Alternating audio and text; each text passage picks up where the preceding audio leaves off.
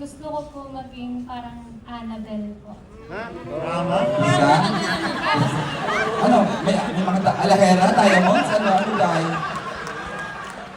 Bisyosa dahil? Parang may The character.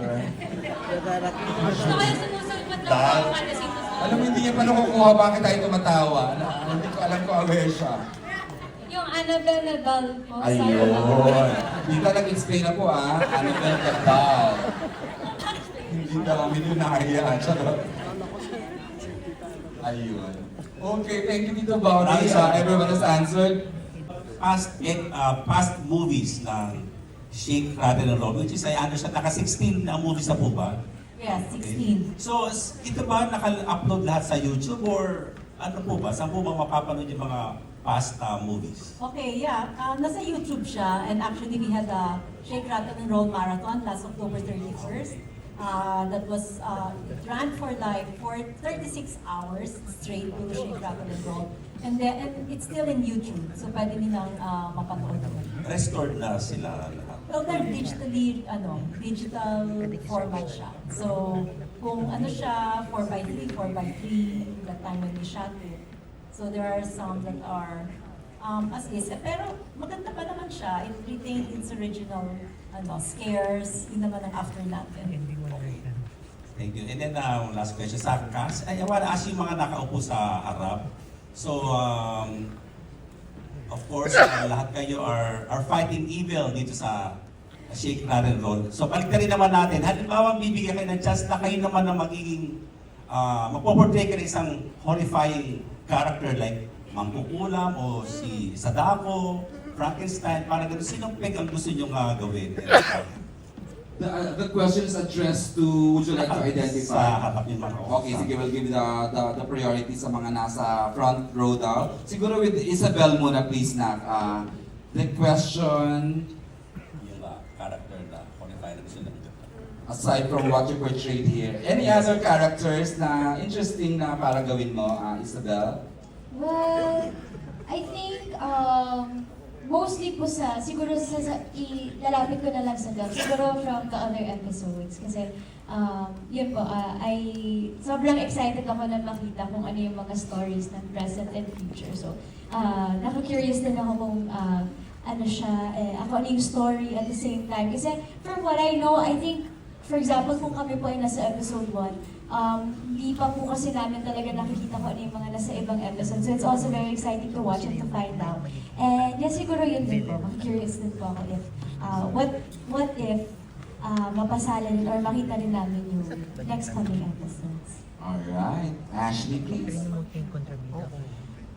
Ako po, siguro gusto kong ma-experience maging Sadako.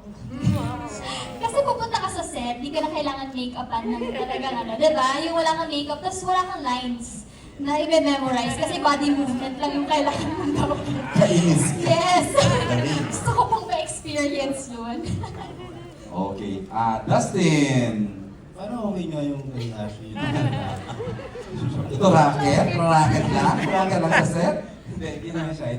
Nakapag-zombie na kasi ako sa last Shake, Rattle, and Roll po eh. So siguro ngayon, yeah. So ngayon siguro aswang. Aswang naman. Kasi sa eksena namin, parang curious ako kung paano nila nilalaro. Slayer ka rin siya, di ba? Miss Vanillin, over 3 decades pa. Pero ka pang gustong gawin. Siguro para sa akin. We're here, Miss Vanna, sa left side. Yung, Here. hello, Ito, Bobby. Ito, Bobby. Sa akin, possessed. Kasi siguro dahil unang-una, nakakita na kasi ako ng totoong nangyari talaga. Opo, pero mapapatunayan mo rin na yung faith talaga at love sa family ang makakatalo talaga ron. Thanks. Opo, kasi na-experience namin. So, Thanks, Matt. Matt Lozano, please. Any interesting character na gusto mo? Can we share the mic? Thank you, Sheko.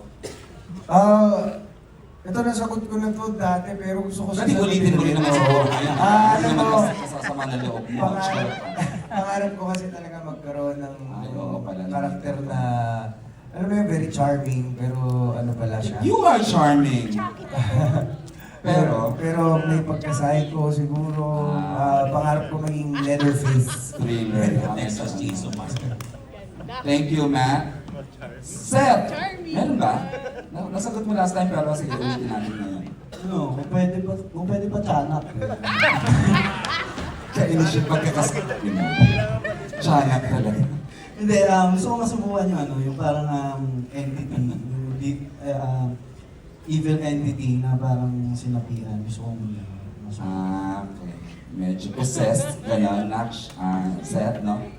Napailing si Chin kayo sa'yo kanina sa tiyanak. Go, Chin! Ako po, para powerful, mangkukulam naman na lang ganun. Para may power siya, tapos pwede siyang lumipad, pwede rin siyang mahati, so pwede siyang mapunta kung saan-saan. Yun po. You wanna be everywhere, Chin. Multitask. I know. Miss Carla Villana, please. Ako po definitely serial killer. Mahilig po ako sa mga psychological thriller. Siguro isa sa mga most famous serial killers. Kung let's say hindi man po babae, mala Ted Bundy, mga... I know. Na-resolve ba yun? Yes, he's in jail. Na kulong si Ted Bundy. Correct. Thank you, Miss Carla. And of course, Richard! Isang horrific character, siguro isang contractor. Medyo Contractor. Possessed. Yun, nakakatakot talaga yun, grabe. Possessed. Punong-puno na talaga mga tao, no? Possessed. Possessed. Ng evil, spirit. Paano ma-possess ang gwapo? Richard. Siguro slasher din. Gusto ko rin yung mga slasher films, mga Mike Myers kind of thing na fan din ako ng slasher films and slasher. Pati yung mga serial killer na docus din pinapanood ko rin lahat. So, yeah, maybe one day. Aside from the first I mentioned.